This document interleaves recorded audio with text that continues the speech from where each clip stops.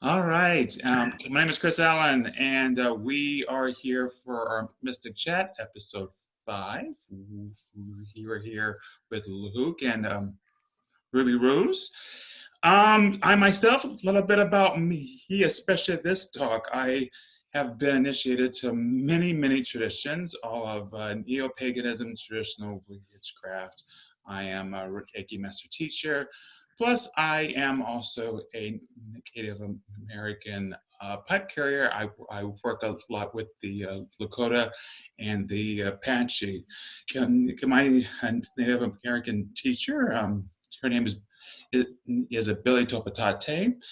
And what we're going to do today is we're going to talk about the pagan approach to a Native American spirituality and some questions with all that. I would like to introduce Amy, who is otherwise known as Ruby Rose. Ruby, take it away. Thank you. Yes, my given name is Amy Alice. So if you would like to send me a message or something like that, you'll want to look for Amy Alice on the chat. But I am professionally known in the community as Ruby Ruse. I am a esoteric pagan YouTube artist. I identify as what's called a fairy woman. So I'm actually not a witch, although I have been initiated into several different traditions, traditional witchcraft, Wicca, ceremonial magic, and others. So, but on my YouTube channel, I talk a lot about working with the Fae and exploring folklore and that kind of thing. And I'm very excited to be here with Chris and also with Luke Babb. Hey everybody, I'm Luke. I use they, them pronouns. I am a columnist for The Wild Hunt. In my column there, I talk a lot about my spirituality as a hard polytheist who works in a devotional way with both the Hellenic and Norse pantheons, as well as I call myself a skeptical spirit worker. Which means a lot of different things in different situations. But it does mean that I work with spirits large and small, as well as doing some divination work. I think for the purposes of this conversation, it is important to note that I am very white. I, as far as I know, am only white. My family goes back a very long way that I have found being American mutts. And then earlier than that, from England.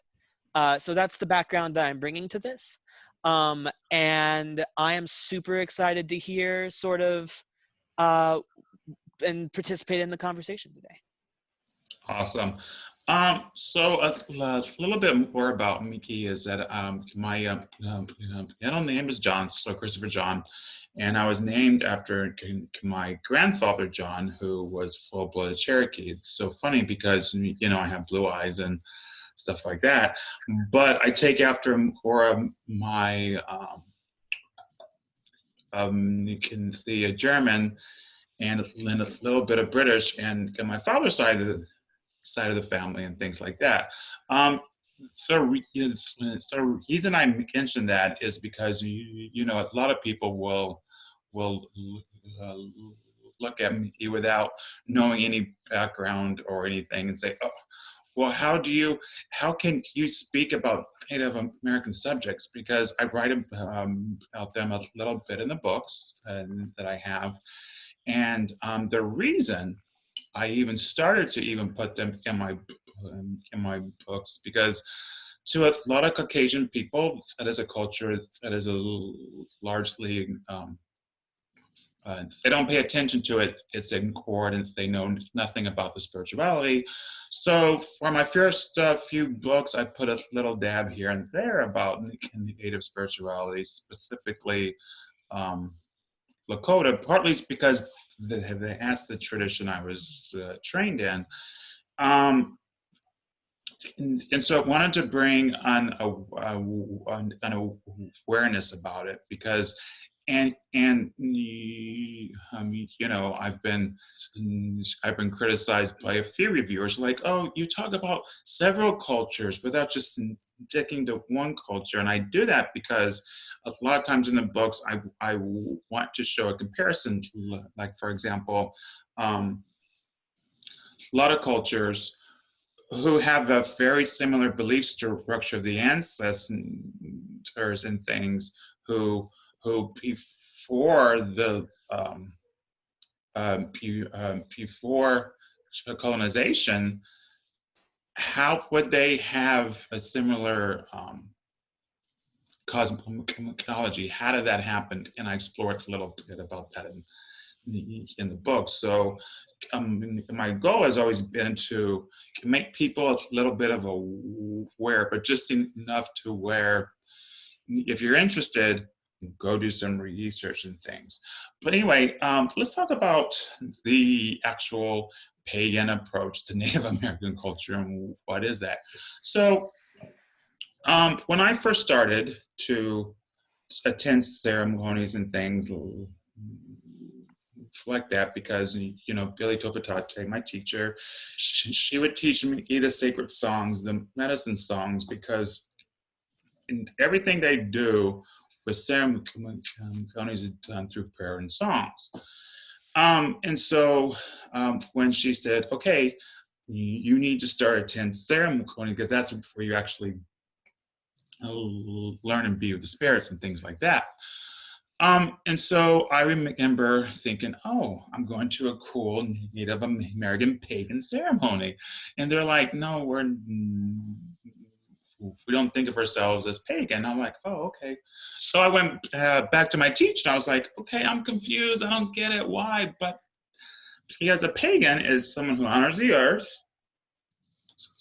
honors many spirits. You can call it gods or animals or whatever, honors the ancestors and so forth. So how is it not a paganism? And so she explained to me that you have to remember that up until recently, the last 50 years or so, I think even the 70s, and that is illegal for a Native American person, no matter what tribe, to practice their religion, you know. And if you have ever gone to a sweat lodge or a vision quest or a pipe ceremony or even see anything on YouTube, it's a beautiful religion. It's gorgeous. And so so they weren't allowed to do their own religion because the white people called them pagans, because paganism to someone in the 16, 17, 18, 200s, that meant you worship Satan. So therefore, you couldn't worship your own religion. So the native people were trying to divorce themselves from that. So they're like, no, we're a living tradition. We're not a tradition that's even in like honoring the Greco-Roman gods, you know, a lot of those circles who honor those deities had to like reconstruct and like dig it up from, I hate to say the dead because I don't think the gods die, but dig it up from the ashes. Whereas native people never had to do that. And so it's what they call a living tradition. It never had a point to where it was like snuffed out. So when, Luke, I can see a question, I can see it. I have so many questions. I do. Yeah, go for it. So when you, I guess I just wanted to know sort of more about your training. Yeah. When you started to go to these events, are we talking specifically about like Lakota events? Mm-hmm. Yeah. Can you tell us more about like who the Lakota are, where they're from, like what Yeah. part of the US they are? So the Lakota are the people of the plains, and they were a very, at the height of their civilization, I guess you could say. I don't want to say power because that sounds weird to me. But at the height of their population, I guess they they took up a lot of what we would call the Midwest, so Iowa, North and South Dakota. But you have to remember, though, um, there were 500 tribes before the genocide happened. But I'm also talking about Canada and Mexico and things. Um, so there was a very large people. So just think of prairie lands, the Midwest, stuff like that. And um, let's see, how I was able to do the training and how it all even happened is that, um, my mother and father divorced, and my grandfather died before I was born. I think that's one of the reasons I was named after him. So I never got to learn about that side of the family at all, and I wanted to. And being a massage therapist, I wanted to take some energy classes, and so Billy has a wellness center that she teaches like Reiki. It's so funny because half of her classes are like um, Reiki healing, chakra cleansing, and the other half is Native American medicine people, shamanism, and stuff like that. But anyway, so I asked her. I said, "Hey, I don't know much about my heritage. I would like to learn. I'm Cherokee, but I would be happy to learn anything because I just felt such a disconnect." And so she's like, "Yeah, I'm happy to teach you." Blah blah blah. And for years, oh my God, for years, we just did, because I started with her in '06. We did, I had to learn what they call the medicine songs, the songs, and they, like songs are about healing, some songs are about forgiveness, some songs are about the rising sun, some songs about the ancestors, blah, blah, blah, blah, blah. And before I was, before I got the pipe, and uh, for clarification, you don't ask to be a pipe carrier. Your teacher goes, you will now carry the pipe, and that's just how it is. But she also knew that I was also a pagan minister as well, and I was an energy healer, so that was a part of my path. And so she actually sent me to Sedona to work with one of her colleague, because he was like a master craftsman. He was one of those people who he was all about the chanupa, and the chanupa just means a sacred pipe.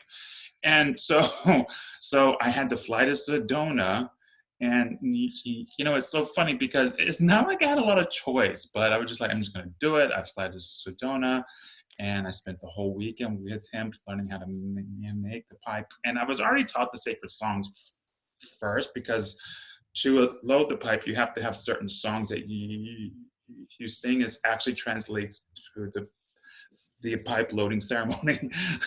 But anyway, so I worked with him a lot, and then I worked with other people who did the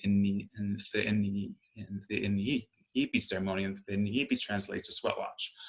And it's so funny because a lot of, just like I said, a lot of people are Caucasian, they're white people, and it's usually, I found, in this, so what, Can I ask before you go too much further? I know I'm going in it. What does it mean to carry a pipe? So what it means is that your teachers have trained you to a certain point to where you have developed a certain relationship with the chanupa and the buffalo calf woman. Buffalo calf woman is, for lack of a better term, a deity, but they don't see it as a god. They just see it as a spirit who basically gave the pipe to the people. When I say the people, that means the tribes, to give healing. And it said, like, kind of like the drinking horn in heathenism, whatever you say over the pipe has to come true. You got a spell, it's not wishing, it is a factual thing, and it's a spirit. It's actually two spirits. You have the actual bowl, which represents the actual earth itself, Mother Earth, and then you have the stamped, which is wooden, and that represents Father Sky, because the trees go into the sky. So, but anyway, to hold it means is that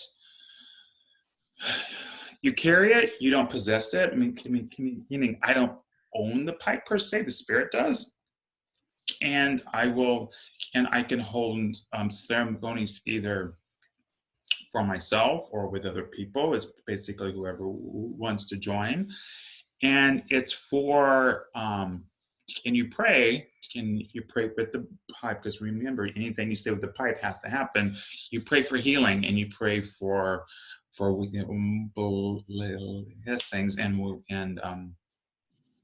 wisdom. And the wisdom is a little bit different than what pagans think of wisdom is. Like, for example, a lot of times in witchcraft and paganism, we're like, oh, I want to be wise, meaning I want to know the secrets of the universe and magic and spells and herb lore, and I want to know how the energies of the earth move.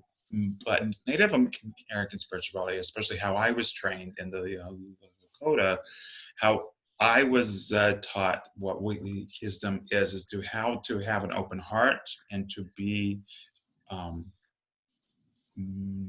wise in the way of the heart and community. That's what wisdom means.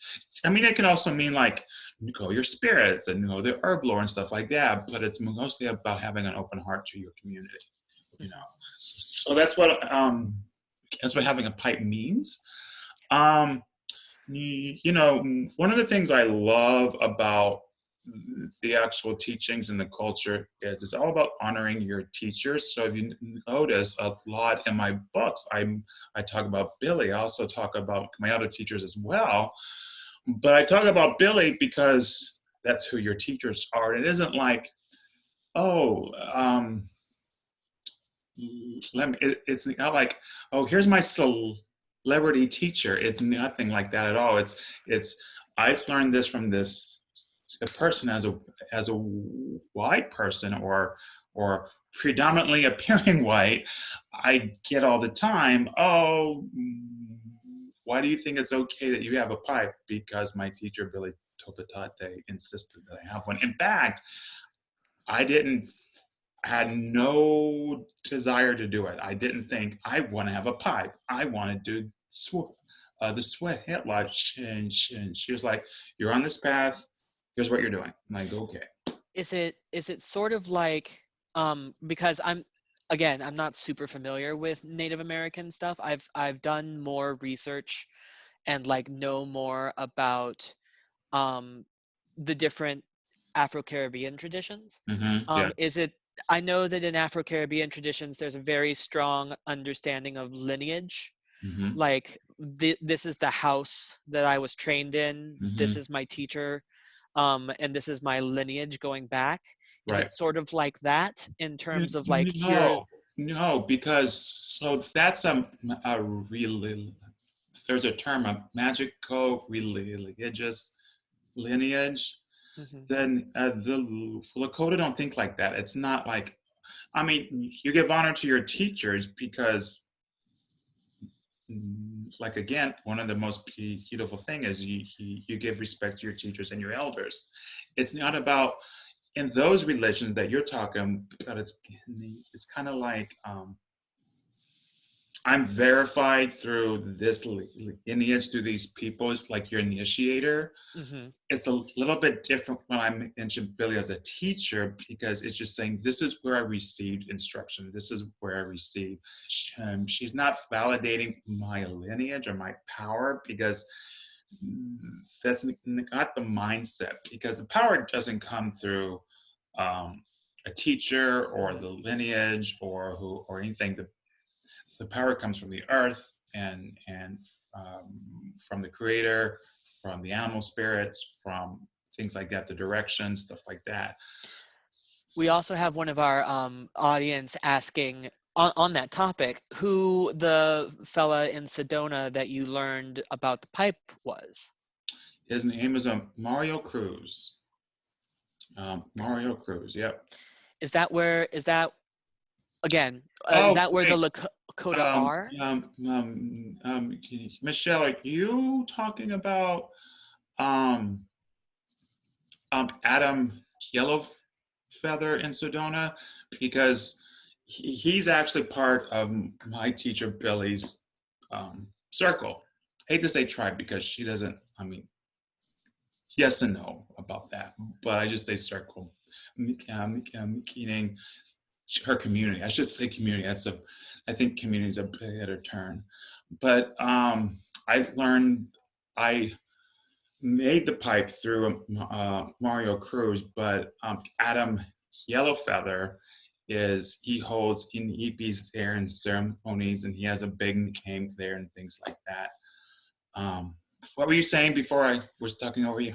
Oh, no, you're good. I was just asking, I know that the Lakota come from the Midwest originally. Is Mhm. there still a Lakota reservation? Do you know where that is? So you have Pine Ridge, and here's the interesting thing because you have two philosophies about that. The first philosophy is teach the people, whoever it is, whatever color, who have come in a sacred way, who come in a good way, to learn the tradition and not change it, not water it down, whatever, just how it's taught to them through generations, and they can hold sweat lodges and pipe ceremonies and Sundance and things. Because um, there are many different sun dances that are held by different people, and we call them chiefs. So there's Chief Richard in Texas. He was taught by the Lakota, and he's a white person. In Kentucky, there's Chief Michael, and he's Lakota. And then there's all kinds of chief. One of the chiefs I did in the EP with, he was a chief in Mexico, and he came up to Illinois to do uh, a um, a ceremony, and a lot of times the community will all help out teaching people. And so when I say my teachers, I mean all these different people who help me in different ways. But one of my teachers was just like, hey, you have to work with Chief Leo. That was his name, Chief Leo. And she's like, I can't attend because of A, B, and C, but please go. He's bringing a whole bunch of people. I'm like, oh my God, a new chief. Because just like in pagan ceremonies, sometimes the chief will do their own thing a little. It's the same tradition, the same style, but there's a few different nuances that are each their own. So it's like, oh, I'm gonna go work with Chief Leo, and I was so excited. And I get there, and nobody spoke a lick of English. And I was just like, well, I'm from Texas, and so I know words here and there. And so we did the entire in the EP and in Spanish, and it was probably one of the most powerful, cleansing, beautiful, healing ceremonies, because my head was not wrapped around what was saying, and I knew all the Lakota songs. He would talk in Spanish, but sing the songs in Lakota, and so it was like two different languages, and I was just like, oh, my heart is just going to absorb all this, and it was awesome, you know. That's Um, awesome. I yes, have a question for you. Actually, yeah. I actually grew up in Flagstaff, Arizona, which is actually not very far from Sedona. So, Yeah. but Flagstaff, Arizona is sacred to the Hopi tribe. They are the Native American tribe that gives honor to the Kachinas.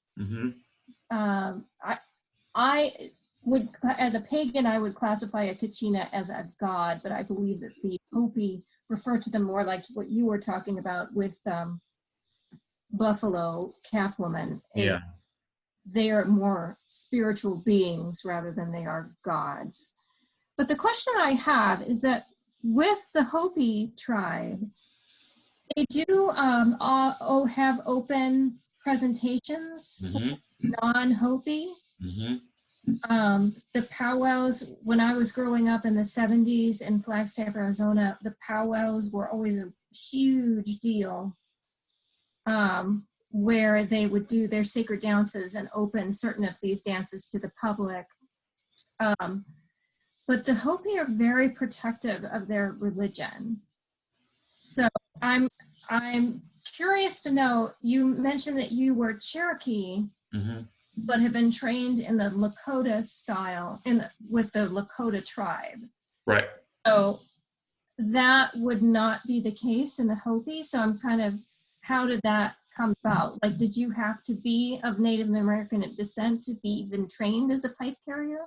So it depends upon your teachers, to be honest. And there's a lot of discussion that goes back and forth because there's two rules of thought. The first rule of thought is teach whoever's going to honor the tradition.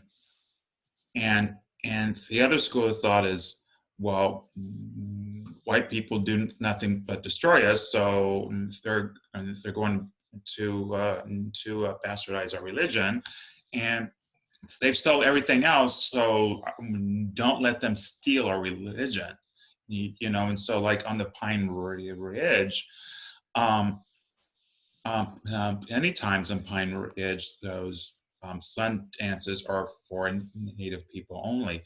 However, you don't have to be full blood. So I guess anyone can show up and say, hey, I've got 1/100th of, I don't know.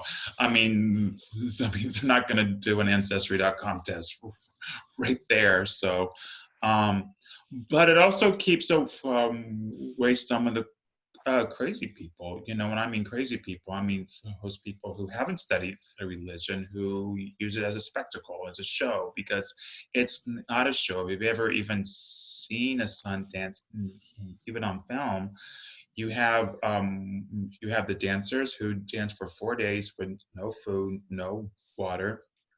And you have the supporters, his family, friends in the community who come and support. They sing. Sometimes they give energy. Sometimes I make food for the drummers and the singers, because you have people who drum and sing and do the songs so that they can do the dance. And it's 4 days and stuff. And so the last thing you need is someone causing harm, you know. And so that makes sense to me. The reason I was, because I even went to my teacher, I'm Cherokee, teach me. And she was like, okay, you know. From her philosophy is because she was born and raised on the Apache reservation, and she moved to Illinois, you know. And for her, it was, she strongly believed in teaching the ways to people who really wanted to honor that tradition and use it in, they have a term, or we have a term, we call it a good way. It's in a good way. So so do the tradition in a good way that honors the teachers and honors the ancestors and things like that. And a lot of times what's been happening is it depends upon your chief, so your Sundance chief or your teacher and whoever they choose to teach, because there is no law or rule that says you can't teach a person who's non-native. However, how it was explained to me, because there are different in the EP groups all over the area, and sometimes we go back and forth to different ceremonies, because one group has it on every other Sunday, once on Saturday, and blah blah blah. And so one of the groups asked if I can teach them a couple of the songs, and so before I did that, I'd have to ask permission through my teacher, and she says, I'm not going to tell you can't teach someone a sacred song. What I am going to say is the teacher has to take responsibility for the students' actions, and if they're use it in a sacred way. So I've taught you all these things because I made the decision to be responsible for your spiritual ritual actions. That's one of the reasons in all magic and all paganism and in all religions, you don't take on a permanent student unless you're willing to vet them in some way. Meaning, if I don't know you, I'll teach a class, absolutely. Yeah, absolutely. But I'm not going to take you on as an apprentice until I get to know you, because I'm responsible spiritually for your actions. And that's how they view it. So it's kind of like each teacher has their own autonomy. And I'm sure, and and to be honest, there's drama about this and this and that. Just like there's drama in heathenism, or drama in witchcraft, or drama in paganism. There's a drama with the native spiritual teachers too, but not like backstabbing stuff like that. I'm talking more about, oh, we think this, no, we think that, no, we think this, and so it's all over the place. So I've got two questions. And You yeah, look so sly. I mean, this, just lean into your role. I've got two questions. I think we've touched on both of them, and I mostly just want to hear more about what you have to think about them. Yeah. Because I know before we started, one of the things that we were talking about, and I think one of the things that has sort of been in this conversation, but we haven't actually addressed directly yet, is the idea of appropriation. Yeah, let's talk about that. Right, and how like each of us, because I have definitely run into the question of appropriation in my own practice, and like especially in discernment of which spirits to work with. And I'd be really interested in hearing like how you think about appropriation in these spaces. So one of the things you have to remember about appropriation, and why it's a big deal, is the whole thing about racism and what racism actually means. A lot of people think that racism is a different race who hates another different race, and that's not what racism is. It's bigotry, but that's not racism. Racism is a dominant culture who represses the freedoms and will and expression of a minority culture. That's why when people are like, oh, the African Americans who are very hesitant to be around white people, that's racist. That's not racist. Black people cannot be racist by definition. Anyone can be a bigot, or anyone can have like hateful feelings, but to actually be a racist, you have to be the dominant culture. And dominant culture doesn't have to mean like more civilized. It can mean more influence, more power, whatever that means. So that being said, the racism towards the Native American people, because you have to remember, look at the Keystone Pipeline. It's kind of like, oh my God, we're going through sacred lands that don't belong to the U.S. and we're forcing them by military action. Well, that's clearly an act of racism and going against treaties and things like that. How appropriation is and what it means, and the reason it's so important is because you don't want a dominant culture stealing another person's religion, bastardizing it and saying, oh, it's my religion now. But there's also nuances about what that means and what it doesn't mean. There was a post. People are confused about what appropriation really is. Well, appropriation is just taking someone else's philosophy, religion, ceremonies, even art, Culture in general, yeah. a culture in general, and God giving it the honor it deserves, first of all, two, and basically saying it's yours to do with as you please. Like, for example, one of the things that people don't understand is the word shaman. I use shaman as a word that like I changed in my new book. I have a whole introduction about, I try not to use the word shaman. I'm using spirit walker. The reason is because a shaman is a title of a specific religious leader in the Mongolian and Siberian regions. However, when I say spirit walker and people don't understand what that means, I'm like, well, you've heard of shamanism, right? Yeah, okay, that's what that is. And so sometimes I will use it to clarify a technique, but I'm really trying to get away from the word shamanism. Sometimes I'll go all the way around it thinking I'm trying to teach you without using the word shamanism. And sometimes I'm like, shamanism! Because it says ingrained in our culture, and I hate it. I'm trying to, it's up to us as leaders in the community to re-educate people, you know? And I think just to backtrack a little bit, Yeah. because I think that you brought this up earlier, but while we're like talking about what appropriation is, I think that your definition is great of it being like taking a minority culture and using it for yourself.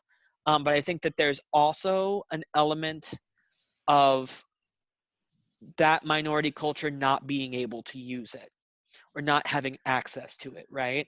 Like, for instance, in like Native American culture, you mentioned lots of Native American tribes were not able to practice openly, right? And so because because white culture in America is so powerful, we are able to move into spaces, take things, and bring them back to ourselves Right. that they cannot use. Right. Um, So now, because of the laws that have been changed, Native American tribes, if they so choose, can use their ancestral religions if they choose. Some people have converted to Christianity through the generations, and whatever their spiritual heart is what it is, no judgment. But they can do it now. It's completely legal. It's completely fine. A lot of things, like for example, smudging. Let's talk about smudging because that's a very hot topic, or it was like 2 years ago. Um, so there was a post out, and there was a Native American, I believe, a woman. I don't remember which tribe, and she said that, and the article that she was talking about how big business is kind of like taking all this, like all the sage, and they're not harvested in a sacred way because they're making a profit on Native American spirituality. That's appropriation. That's even beyond appropriation. That's like gross.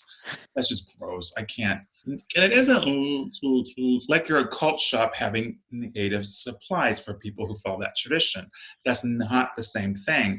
When you have Sephora, you're like, oh, we're going to take a couple leaves of sage that should cost 50 cents, and we're going to charge you $7.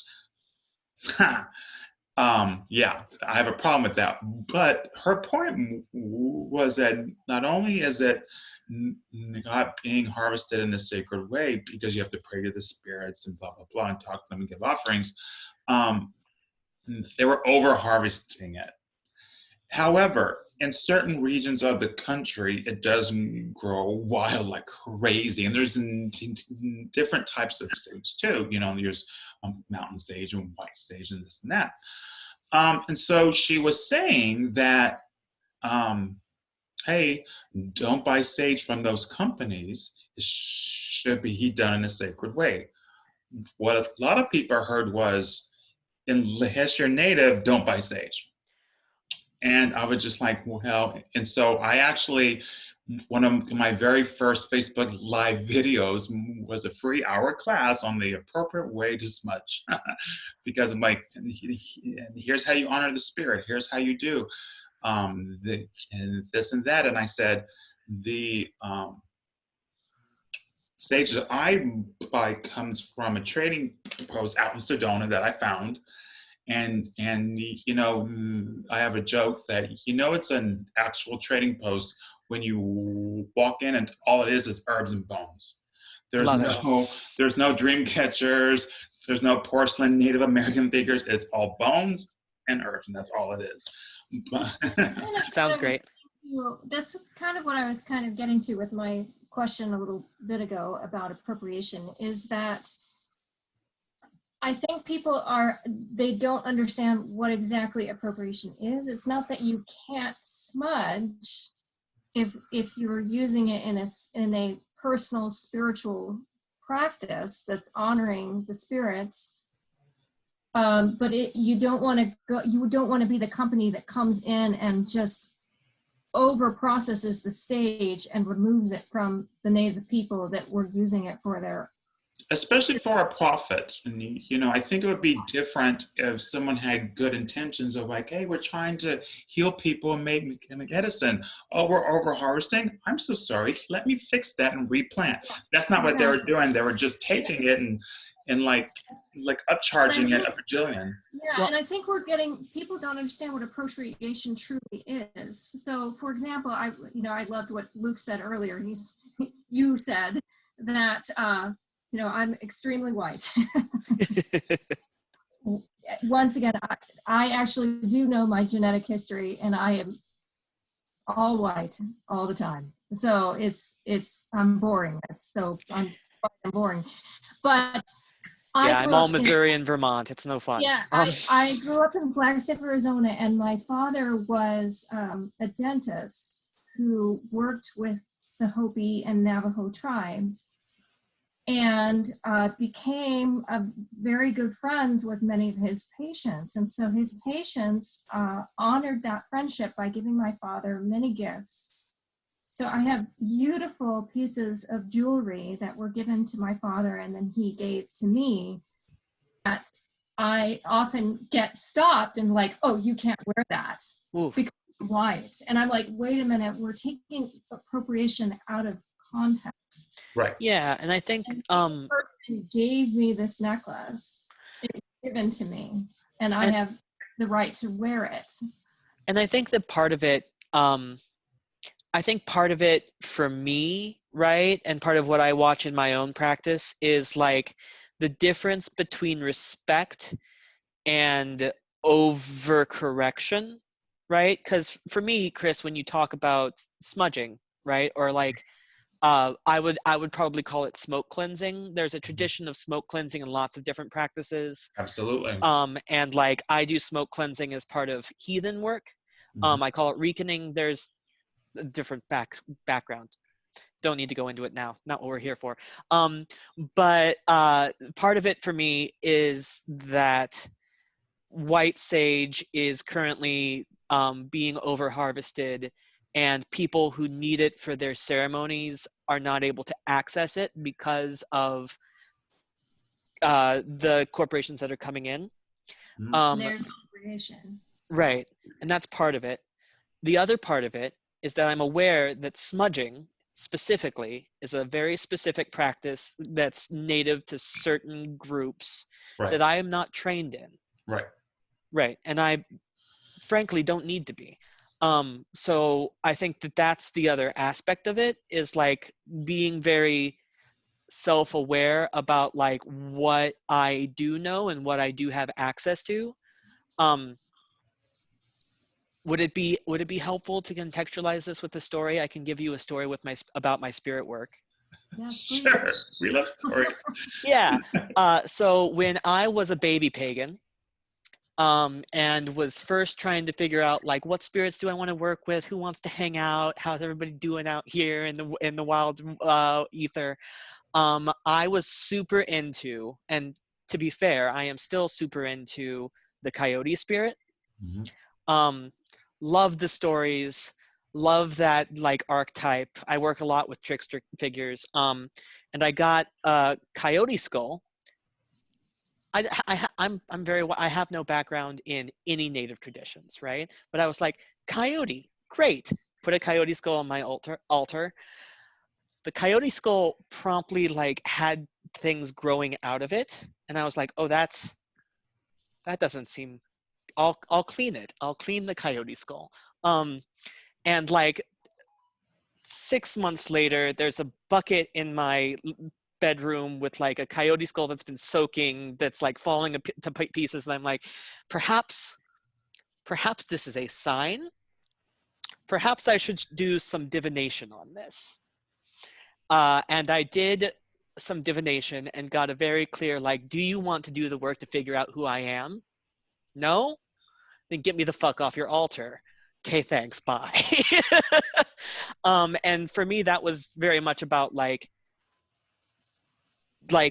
approaching in a respectful and like research-based and like through the correct channels sort of way, instead of just being like, this person is Well, cool. see, so I kind of like what Amy said at the beginning about how her father gave her his gifts. And that's the difference. Did your teacher give it to you as a gift?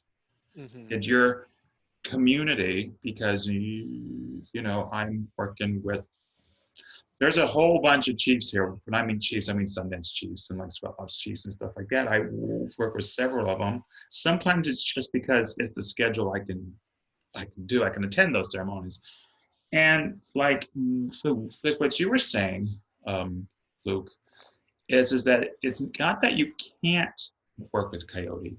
It's just that coyote is a specific spirit that likes specific things.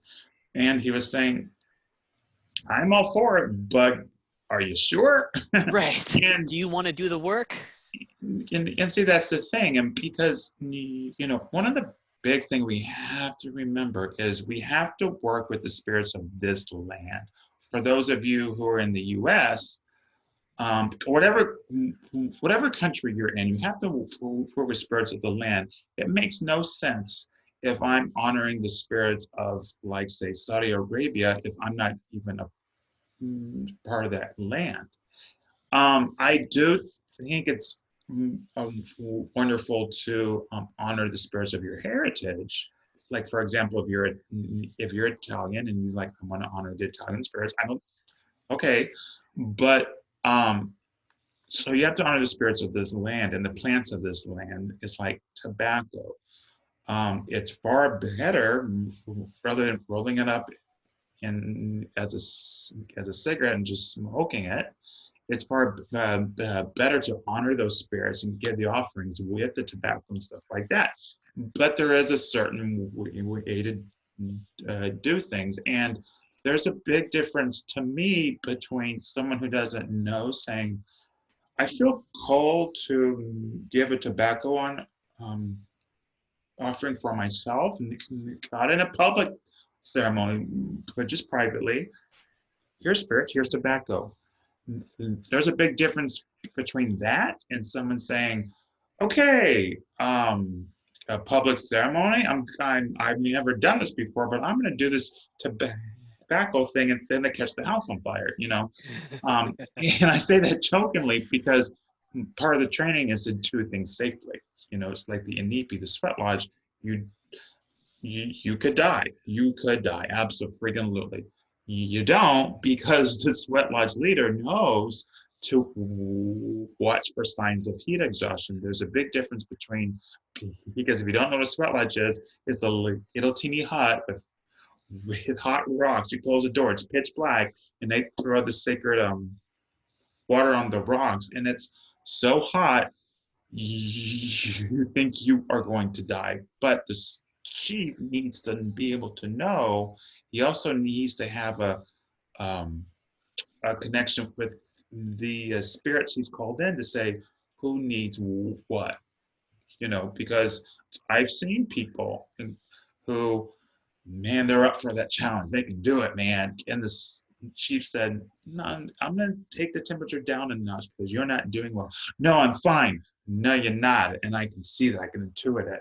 That's why the training is so important, you know, when you think, and just like I said, there's a big difference between, like, for example, um, certain parts of the heathen culture did saunas, you know, and what we were talking about this before the show is that, you know, certain cultures, certain pagan cultures had no record of their ceremonies. And so what they would do is they had some of the mythology, and they had some of the propaganda from other religions and Christianity who said that. So they would look to the Native American community and talk to them, and that's another difference. Um, they would talk to the elders, they would talk to the leaders and say, "Hey, we're trying to basically rebirth our religion that was wiped out. How do you honor the earth? What do you do?" And so what happens is that rather than saying, "Oh, I see you say Mother Earth, I'm going to steal that and say it's Celtic." It's a Celtic thing. It was never Native American. It's Celtic. Well, that's clearly stealing. But what a lot of them have been doing is they say, "Oh, so you honor the four directions." Well, that's interesting because in King Solomon's magic, they honor the four directions too: earth, air, fire, and water. It's different, but okay, I see a connection there. Oh, so you honor the spirits of the wind and the sun and the rain. Okay, so how can I honor the sun and the wind and the rain that honors my land, my tradition, and my mythology, versus, well, I'm going to take the mythology of a buffalo calf woman and change her name to the Pagan, and that's our myth. Well, that's appropriation. That's also stealing. It's not even appropriation, it's stealing, you know. So you're thinking about like Isaac Bonowitz and the ADF sort of groups, things like that? I haven't read too much about Isaac and stuff like that, so I can't say. The only thing I can speak of is the like some of the druids that I've spoken to Okay. myself here. I can't ever say this person, because I don't know them. I don't know the process. But the people I've spoken to, they said, "Here's how my teachers Did this. taught me and did this," and I talked to them and had those conversations, and that's the only thing. But anyway, so there's a big difference between being inspired by a ceremony and appropriating a ceremony. And being inspired goes, "Wow, I feel moved. I need to open up my heart to my spirits and my land and my community and come up with something myself." That was very inspiring, you know.